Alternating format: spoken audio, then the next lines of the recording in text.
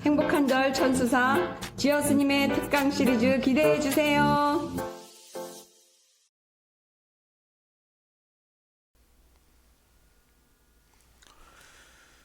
안녕하십니까. 반갑습니다. 지어입니다. 요즘에는 코로나19로 인해서 자주 만나는 것 같습니다.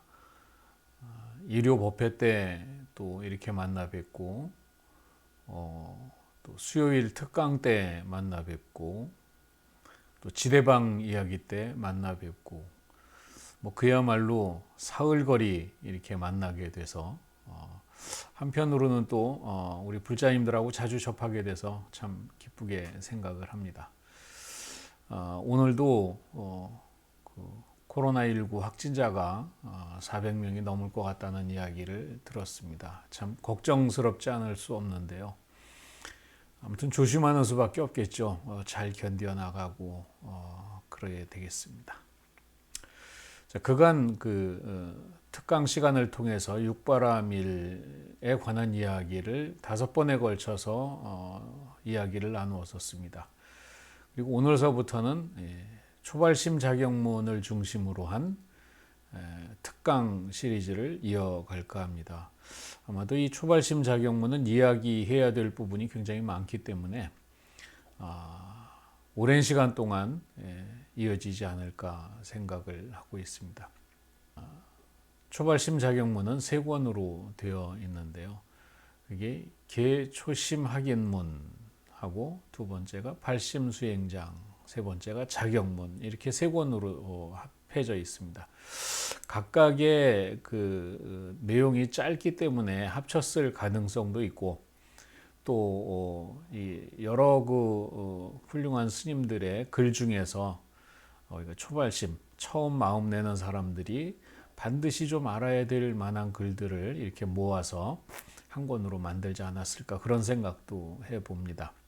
그래서 처음 마음 내는 사람, 개초심 확인문, 그래서 처음 마음 내는 사람들이 반드시 배워야 될 그러한 내용, 그 다음에 발심수행장, 발심에서 수행하는 글, 그 다음에 자격문, 스스로 경책하는 글, 이렇게 해서 3권인데요.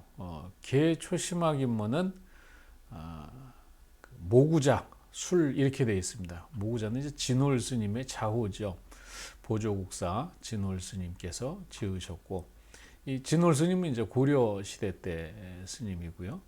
그다음에 발심수행장은 우리가 너무나도 잘 알고 있는 원효 스님의 글입니다. 원효 스님이 이제 신라 시대 때 스님이기 때문에 가장 오래 전에 지어진 글이겠죠. 그다음에 자격문은 야온 스님, 이렇게 되어 있는데, 이 야온 스님은 사실은 이렇게 좀 뭐라 그럴까요? 언제 때 스님인지 누구의 제자인지가 확실치 않습니다.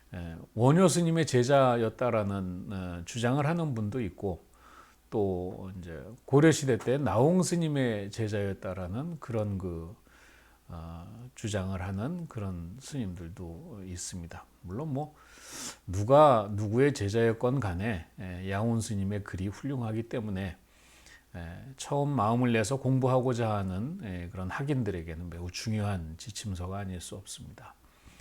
첫 시간으로 개초심학 입문 시작해 보도록 하겠습니다.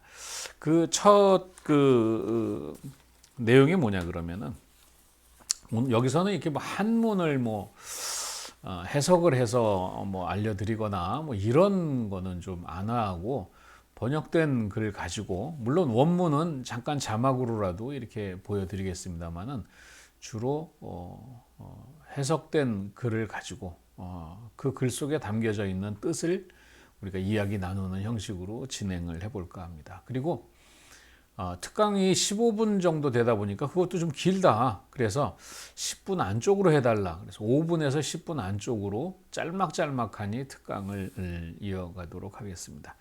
자, 첫 번째 시간 개초심학인문, 진홀 스님 모구자 술, 이렇게 되어 있습니다.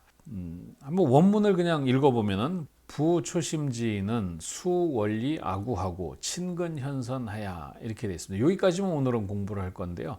그 해석해 보면 그렇습니다. 대저 처음 마음을 내는 사람은 모름지기 악한 벗을 멀리하고 선한 벗을 친히 가까이 해야 된다라는 얘기입니다.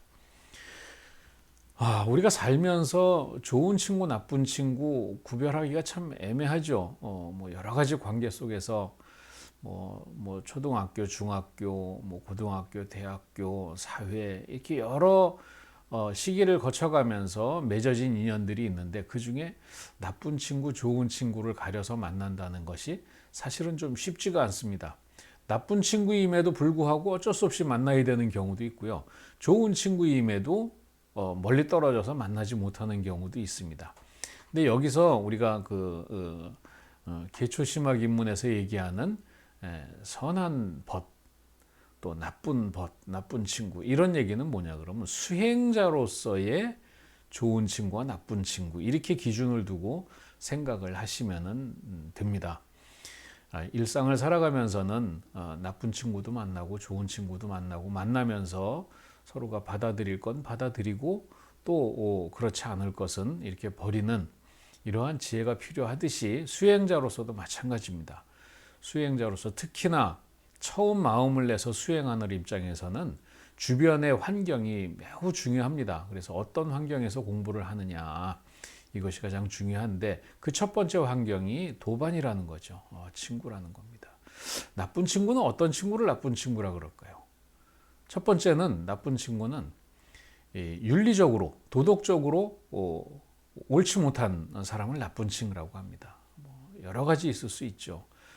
싸움을 잘한다거나 욕을 잘한다거나 남의 물건을 훔친다거나 아니면 주변을 불편하게 하는 사람 이거 나쁜 친구입니다. 이런 사람을 가까이에서는 처음 수행을 하는 마음 초발심을 냈을 때에 전혀 도움이 되지 않죠. 오히려 방해롭고 산란해지기만 합니다. 두 번째 나쁜 친구는 뭐냐 그러면 같은 수행을 하지 않는 같은 목적을 가지고 같은 목표를 정해놓고 같이 가지 않는 사람을 좋지 않은 친구로 봐야 됩니다.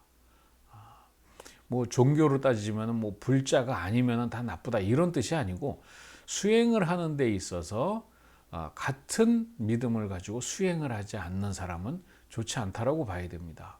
그래서 한 사람은 나는 수행을 하겠다라고 열심히 이렇게 경전도 읽고 연불도 하고 뭐 참선 강경을 하는데 그 옆에 친구는 다른 데 관심이 있어요. 수행하는 데 관심이 없고 그러다가 보면은 공부하는 데 방해롭겠죠.